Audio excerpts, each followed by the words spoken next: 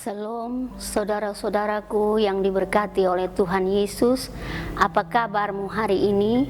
Saya percaya semua kita selalu dalam naungan-Nya, sehingga sukacita berlimpah dalam hati kita. Kali ini bersama saya Diaken Deborah Ludonihina dalam acara Santapan Rohani Hosana. Pada saat ini kita akan merefleksikan diri sesuai dengan firman Tuhan yang terambil dari kitab Mazmur 26 ayat 1 sampai 5. Namun sebelum kita belajar lebih jauh, mari kita minta pimpinan Roh Kudus dalam doa. Mari kita berdoa. Bapa yang ada dalam kerajaan sorga, kembali kami menghampiri-Mu ya Tuhan. Kami berterima kasih atas waktu dan kesempatan yang Engkau berikan untuk kami nikmati pada hari ini. Tiba saatnya kami akan membaca dan merenungkan akan firman-Mu. Biarlah Tuhan berikan Roh-Mu yang kudus agar kami dapat membaca dan merenungkan firman-Mu.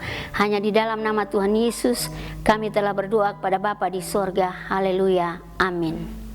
Kekasih-kekasih Tuhan, beginilah bunyi firman Tuhan yang terambil dari Mazmur 26 ayat 1 sampai ayat yang kelima.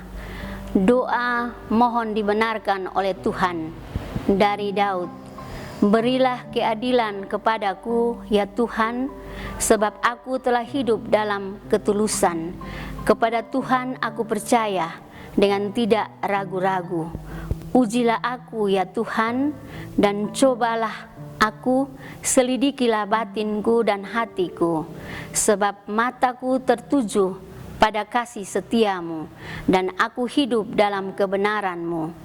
Aku tidak duduk dengan penipu, dan dengan orang munafik aku tidak bergaul.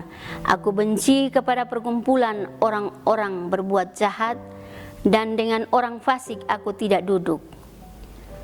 Demikianlah sabda Tuhan.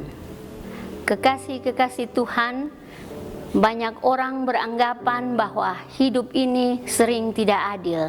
Berbuat baik sekalipun tidak memberi jaminan hidup seseorang menjadi aman. Malahan sering terjadi orang yang suka berlaku jahat justru menikmati kehidupan yang lebih baik. Bahkan sekalipun dalam situasi yang tidak adil, orang jahat pun masih tenang menikmati hidup. Saudara-saudara yang dikasihi, pemazmur ada dalam keresahan ini. Sebab ia menata hidupnya sedemikian rupa sebagai jaminan di hadapan Tuhan, supaya ia boleh menikmati hidup dalam keadilan.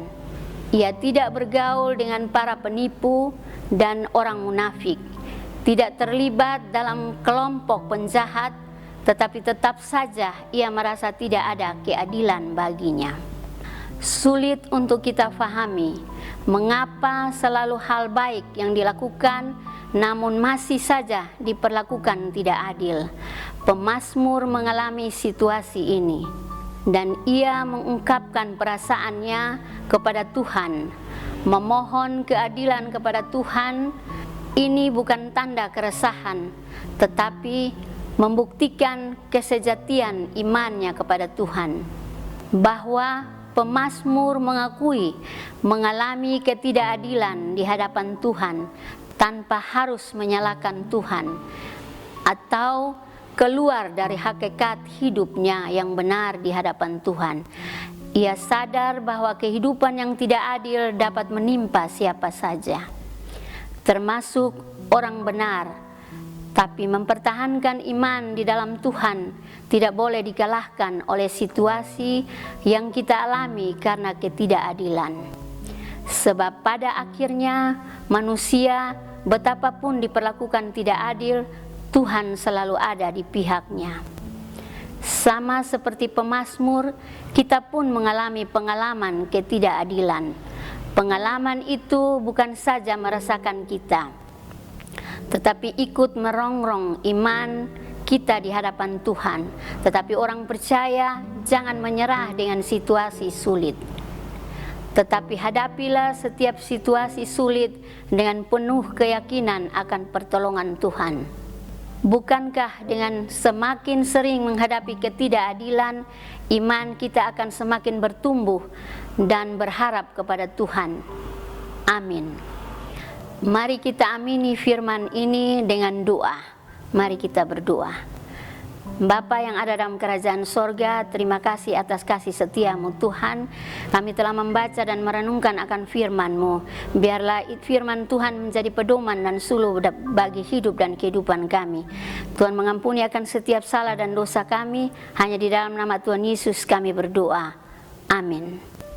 Kekasih-kekasih Tuhan, demikianlah renungan singkat untuk kita saat ini. Semoga setiap kita diberkati melalui firman Tuhan saat ini. Sampai jumpa lagi dalam kesempatan berikutnya. Tuhan Yesus memberkati kita semua. Salam.